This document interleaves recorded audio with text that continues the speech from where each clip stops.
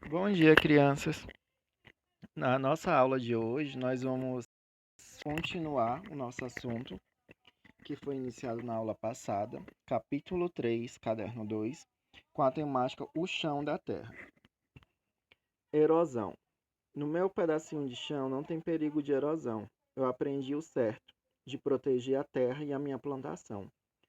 Ai, minha gente, que fartura! Tanta riqueza se espalhando pelo chão. É macaxeira, girimum caboclo, batata doce, melancia e melão. Feijão de corda se enroscando em tudo. Dá gosto de ver minha plantação. Lá no açude, a água tão limpinha. Espalha o verde e a criação. É tão bonito este pé de serra, com a terra livre da erosão.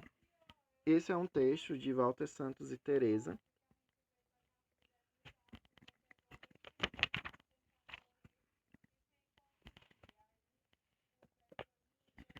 O próximo tópico ele vai dizer o seguinte: como são formadas as rochas? O solo é formado de rochas que vão se quebrando em pedaços cada vez menores e misturando com restos de plantas e animais. Como existem diferentes tipos de rochas, existem diferentes tipos de solo. Alguns tipos de rochas são formados a partir da lava dos vulcões. O material quente eliminado pelo vulcão, ao chegar à superfície, é chamado de lava. As lavas dos vulcões, ao atingirem o solo, resfriam-se, endurecem e formam as rochas, como o basalto e o granito. Essas rochas são chamadas de rochas magmáticas, ou seja, são rochas que são formadas a partir do magma da Terra, da lava.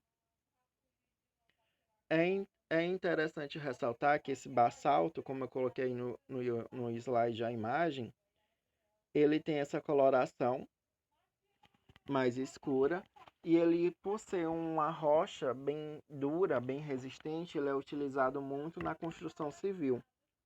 E o granito ele também é utilizado na construção civil e também nas confecções de móveis de granito.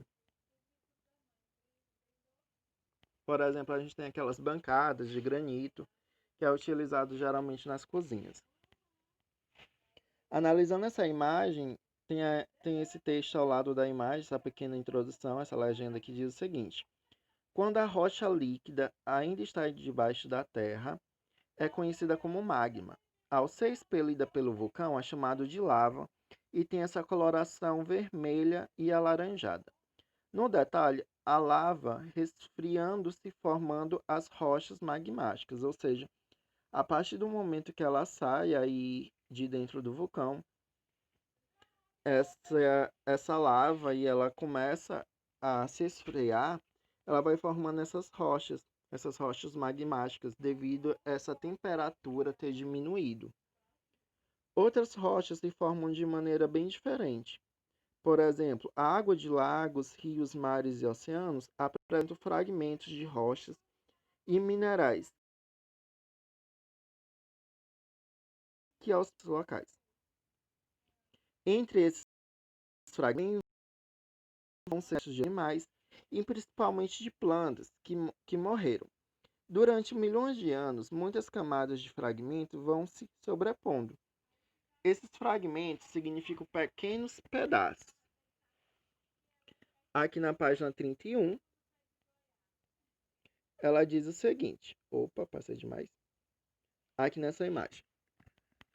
Acima da imagem, diz o seguinte: a pressão de uma camada sobre a outra, mais a presença de substâncias que agem como cimento, transformam essas camadas em rochas. Essas, por sua vez, são chamadas de rochas sedimentares.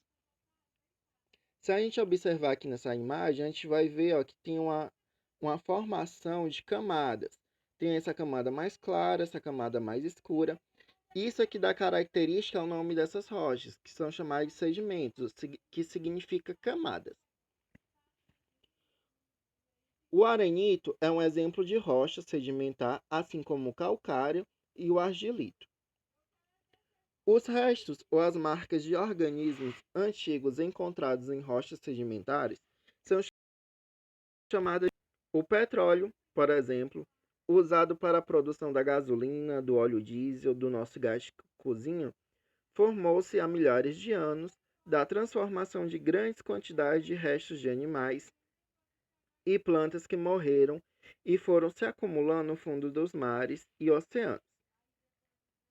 Bom, como exemplo aqui, ele dá também a nossa formação dos fósseis, que são aí vestígios de restos de animais que acabaram sendo fossilizados, ou seja, acabaram sendo impressos aí sobre essas rochas e ficaram essas marcas. As rochas metamórficas são formadas a partir de outras rochas. Essas rochas metamórficas elas podem ser formadas a partir das rochas magmáticas e sedimentares.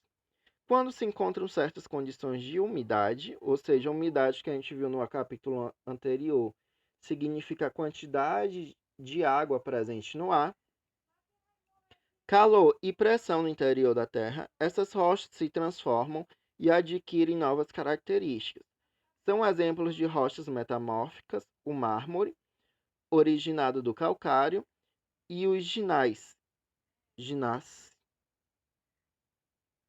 originado do granito. O mármore é muito usado na confecção de objetos decorativos, escultura e na construção civil, em forma de pias, mesas e pis. Bom, um exemplo de mármore, temos aqui essa mármore, de forma bem delicada. Outra coisa também que é muito utilizado o mármore também, na construção civil, nós temos aquelas pias de mármore. Eu espero que vocês tenham gostado, tá? E até a nossa próxima aula.